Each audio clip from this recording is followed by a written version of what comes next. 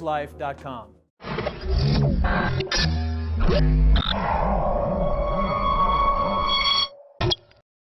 Another round of celebrities have been hacked. Reportedly, Hollywood stars like Kate Upton and Jennifer Lawrence have had their photos stolen, their intimate moments taken by a hacker known as the Original Guy, who claims to be working with others. One of the actresses affected commented that she had previously deleted the photos and was shocked when they appeared on the internet. At this point, we don't know who all the players are, but we do know about the weaknesses of cloud storage systems. Years back, even the Apple co-founder Steve Wozniak warned of such vulnerabilities, saying, "With the cloud, you don't own anything. The more we transfer everything onto the web, onto the cloud, the less we're going to have control over it." Enjoyed your video. Hello, and welcome to Joy of Sex. Our sex digit. Every position. Honey. Wow, that sweater, nice, girl. What the hell is going on? You know the cloud? These things are all too common, but they only make the news when they happen to big Hollywood stars. We here at INFOWARS have been warning about these vulnerabilities for years and even filed a report earlier this summer. NSA snoops shared intercepted sextings. So, Snowden's saying that his colleagues back at the NSA, they got your sex messages, they got your naked selfies, and they're up here laughing and sharing them back and forth, trading them around like playing cards. But Leanne, we live in a world where something as simple as taking a picture of your feet could go viral on the internet. And you don't want to live in that kind of environment.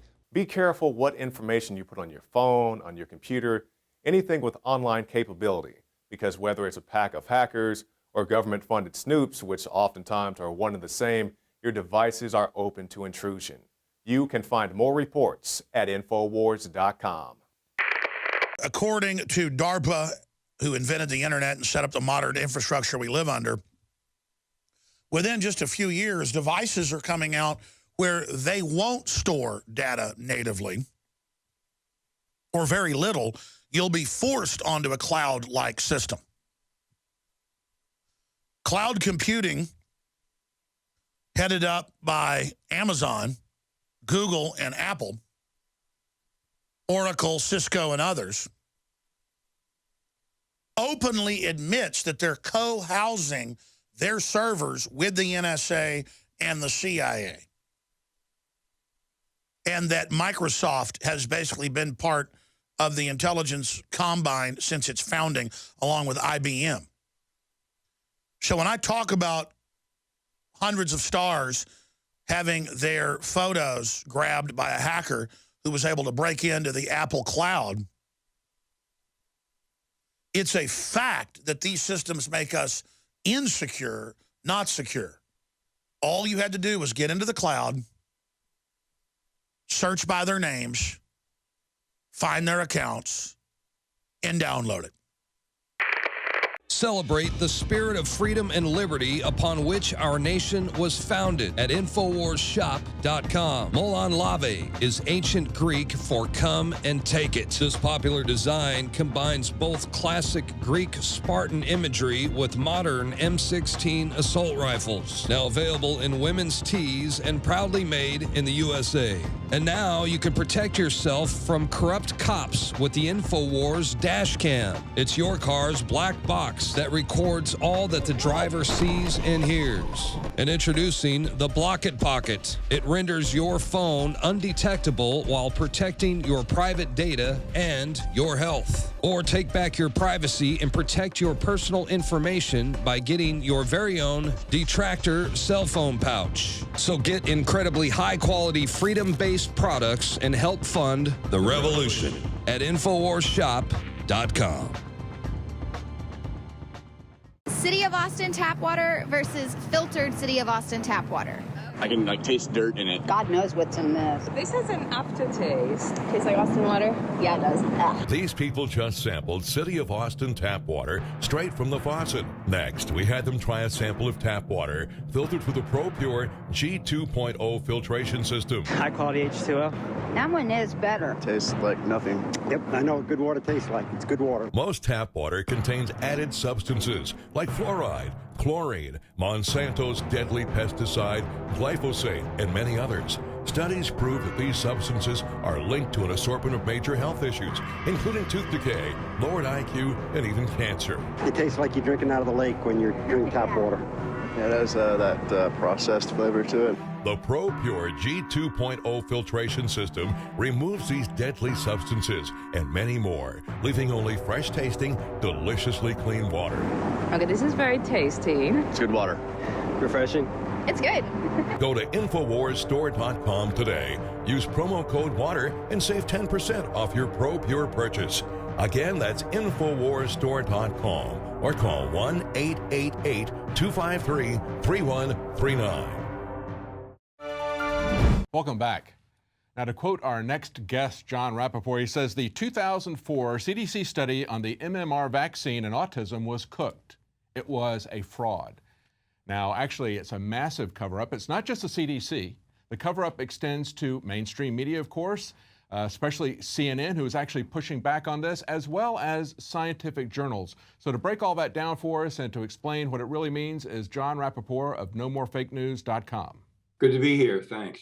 Now, of course, I won't let you run the narrative out on how this has developed over the last few years, but basically we've got a very high-ranking official scientist at the CDC who did a study 10 years ago and that showed a correlation between autism and vaccines, and yet they covered that up for 10 years, and some of the people on the study are some of the highest-ranking people at the CDC. Tell us how this has evolved in the as it's been gradually exposing and coming out.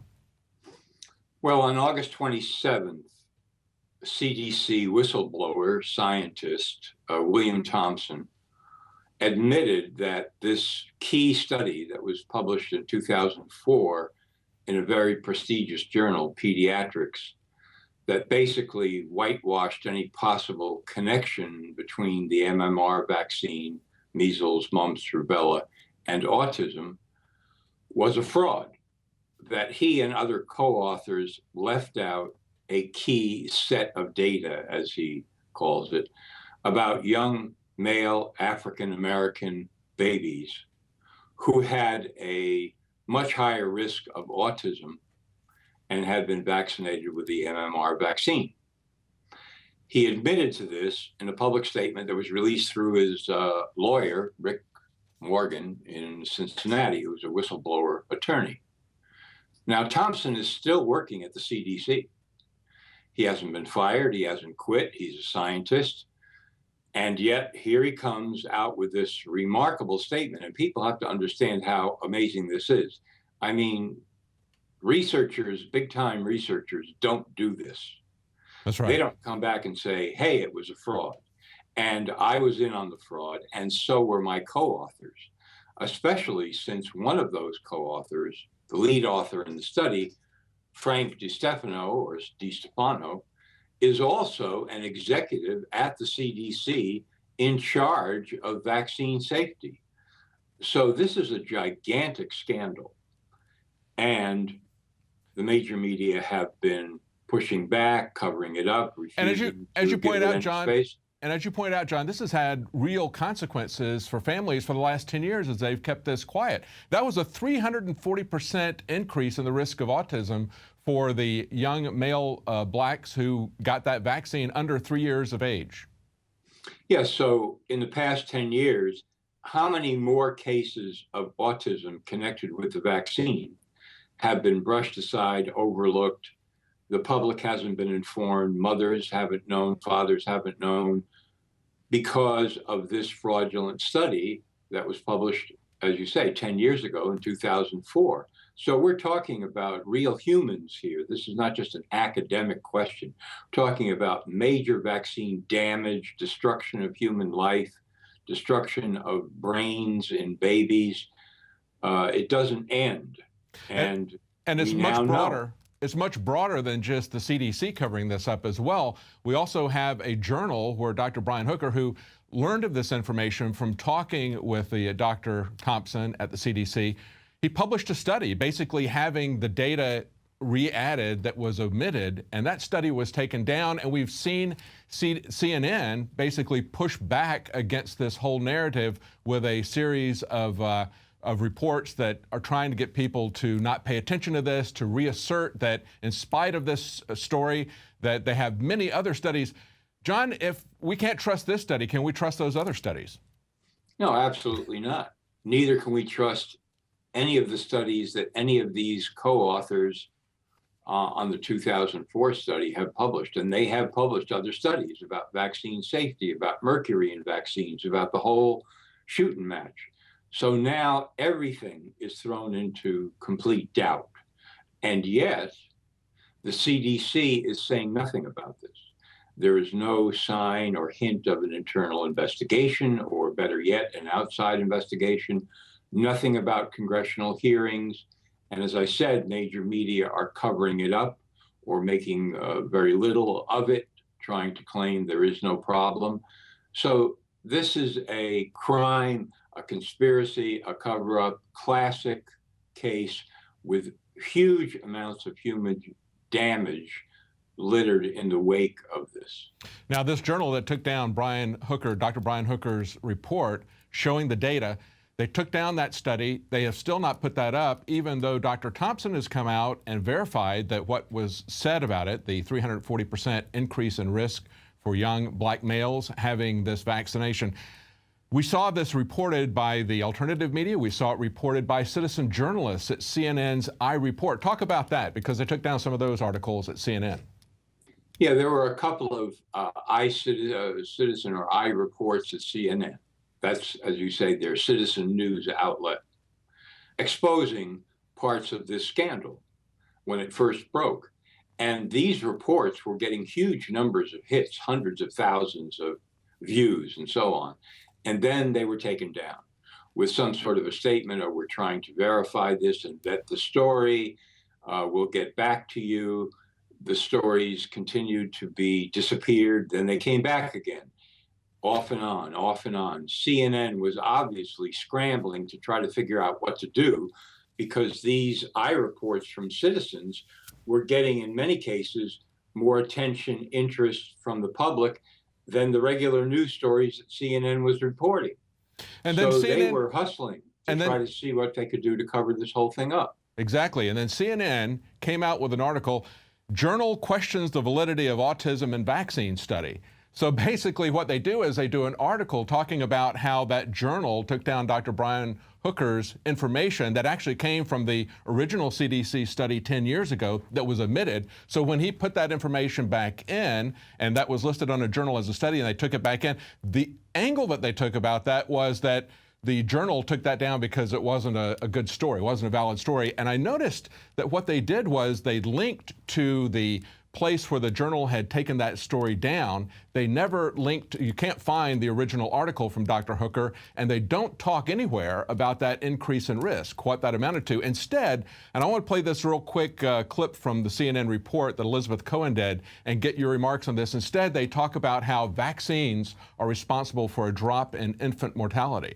Vaccines do not cause autism, and vaccines do a huge amount of good. Take a look at this number. I think it is really stunning. Let's look at infant mortality in the United States. In 1900, it was 100 deaths for every 1,000 babies born. In 2000, it was 7 deaths per every 1,000 babies born. And vaccines are a huge reason for this, because the world is safer for babies and for infants and for children because of vaccines. What's your comment on that, John? Well, this is obviously propaganda, has nothing to do with science. In fact, the reason that mortality has dropped over the last 100 years or so has a great deal to do with improved nutrition, better sanitation, and also better care in terms of, doctors washing their hands, doing obvious, simple things. Yes. It's well known that the whole decline, where there is a decline in infectious disease in the West, has everything to do with improved living conditions for the massive population. And the understanding of what it was before. And the understanding of the sanitary conditions. It's interesting, you went down essentially the same list, I didn't tell you this, From the U.S. Health Resources and Services, I looked up what they attributed the drop in infant mortality to, and they said, with the exception of plateaus in 1955 to 1959 and 2000 to 2005, infant mortality has generally declined since first assessed in 1915. They say the substantial infant mortality decline over the 20th century has been attributed to economic growth,